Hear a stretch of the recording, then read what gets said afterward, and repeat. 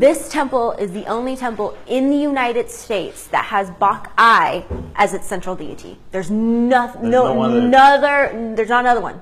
In the heart of downtown Marysville, just beyond the arches on the intersection of 1st and D Streets, is a historical gold mine. On the other side of this wall here, it's an active temple. A functioning temple, attracting people from all over the world for its central god, Bok Kai. But the gold mine is on the other side of this temple wall. We have all this stuff here, but nobody really knows how to go about doing it. Artifacts. These are the paper mache puppets that we have. Boxes filled with Chinese history going back nearly 2 centuries.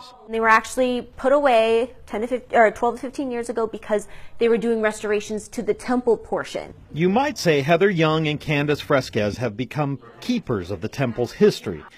The cousins grew up here, part of Marysville's Chinese American community. The Chinese community here at one time was a lot larger than what it is. And with a shrinking community, the memory of the temple's history, which is deeply tied to California's own history, tends to fade with it, something these two women hope to change. We needed a way to kind of grab the attention of everybody. Attention for what's inside this room. Hundreds of artifacts that show the Chinese American story from the railroad to the gold rush era.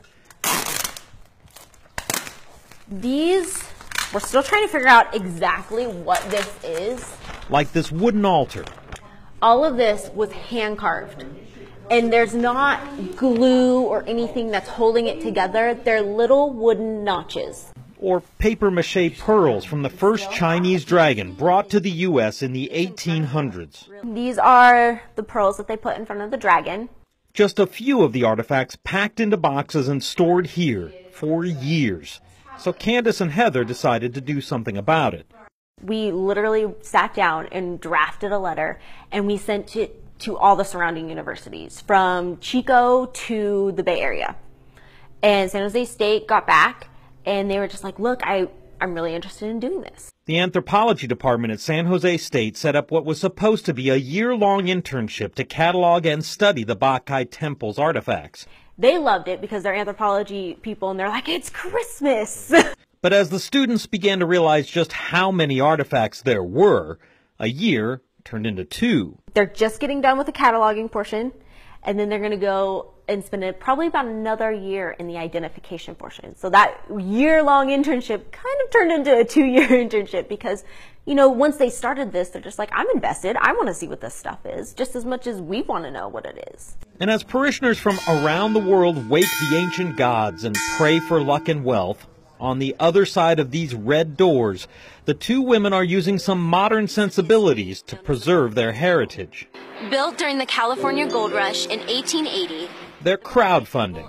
So did somebody give a prayer asking for luck for the temple? I'm not sure. I'm sure someone has. Rather than prayer alone, they're using Kickstarter, hoping to make a Chinese heritage museum showcasing everything from the puppets to the pipes used for opium. We decided maybe a Kickstarter would be the best way to go about it because it has that young, it has that energy feel to it, but at the same time too, there's a deadline on it. And in 2 days, they've already raised nearly $2,000 of their $10,000 goal, part of what they hope will preserve hundreds of years of Chinese American history for future generations. We need to get them out of this type of environment and really into cases so that the deterioration of these things can just slow down and stop. And I was born and raised here as well, so I'd love to know the history of where I came from and, you know, my culture as well, and carry it on to my 2 children.